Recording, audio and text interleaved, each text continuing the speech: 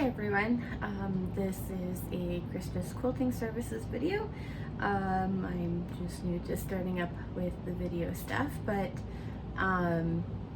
thought it would be a great way to provide some information, especially if you're considering having me do a quilt for you. So I have a customer quilt that I'm just working on loading onto the frame. This one will be for a charity, so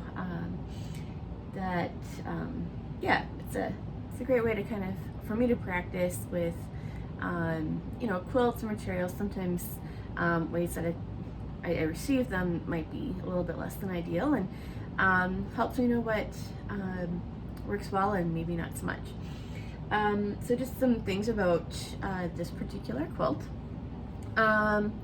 When I was handed this one, there's no border on this one, which means that each of the edges, there's lots of little seams, lots of places for it to come apart. When a quilt goes onto the frame, there can be a lot of tension that does get applied to the quilt top, and it's really easy for those edges to start coming unstitched. So what this person did for me, she did like a running stitch, or like a victory lap, sometimes they are called that, all the way around, and it secures or locks all those seams at the end. I don't have to worry about them coming unstitched. And it looks like she did about somewhere between 1/4 to 1/8 inch away from the edge for that. Now when I'm doing your quilt and prepping it, I do a basting stitch to keep everything together and in place before I start putting on the actual free motion design. And so there's enough room between that running stitch and the edge of the quilt that I'm able to put that basting in. A basting stitch is just this really long stitch. It just helps secure the quilt top to the batting and to the backing.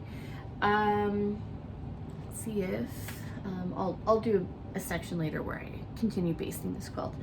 The other thing about prepping a quilt is making sure that there's enough extra batting and backing. There is plenty of extra backing on this one. The batting is pretty close.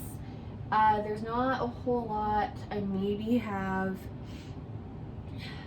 like 1 inch on each end on one of the directions. The other direction, there's lots of leftover batting, but the long wise is very close. So I'll have to be very careful as I go along to make sure that it doesn't like accidentally run out, or like sometimes when you bring something in or you get a piece of batting cut, it's not always straight, and so I need to consider that when it's like that close, that if there is a part that comes inwards or whatever, that I'm still able to keep it on the outside of the quilt. And so to help with that, I do put basting stitches in through the batting first to secure it before I secure the quilt top down. It helps, I find it keeps everything like nice and secure for me. The other thing that is really nice is this is off of a different quilt that I did, a personal one for a family member. I had like all this extra. When a quilt gets trimmed, you will have extra batting and backing at the end, because ideally you've provided me at least with 2 to 3 inches of extra on all sides of your quilt top, so an extra like 6 to 8 inches, and this one I went big, and it's been perfect because now I'm taking this extra about 8 inch chunk that I have here, and I've just got lots of scrap pieces that I can put on top to create like a little practice quilt sandwich. I just clamp this down onto my frame, and it gives me an opportunity to warm up, or whatever your free motion quilting design is, I can place that on this practice piece. And so this one is very much a fall themed quilt, and so I am going to place some leaves that are all connected kind of with a meander all the way through. Now this, it'll probably not be quite as dense on the quilt top as it is here. I just have a small piece to practice and wanted to fit as many leaves and loops and all that stuff on there to maximize my warm up and practice time. So whether as the client you want, if I trim this quilt for you, if you want this stuff back, make sure you request that. If not, well, if there's enough, this is what it goes towards, helping me prep and make sure that I'm doing the best possible job for your next quilt. So just set that aside. And I'll just kind of, I'm going to finish basting across the top of this quilt so you have an idea of what it looks like when I put these basting stitches in. It's very slow, it's very methodical. I'm trying to make sure I don't take in too much of your quilt, but just enough at the edge to secure that.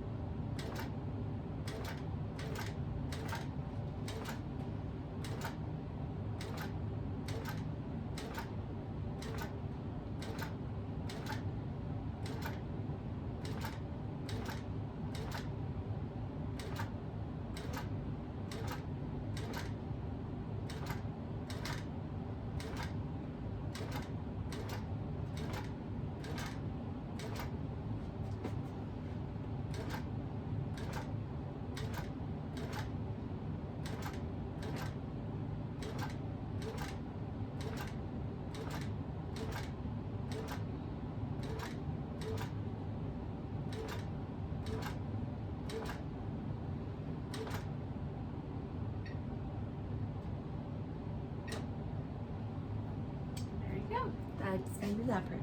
Alright, thank you for watching. I'm sure there'll be more videos in the future. If you have any questions or requests, please drop those into the comments or follow links back to my website. I'm also on Facebook at Krista's Quilting Studios. So lots of ways to get in touch. Alright, thank you. Have a great day.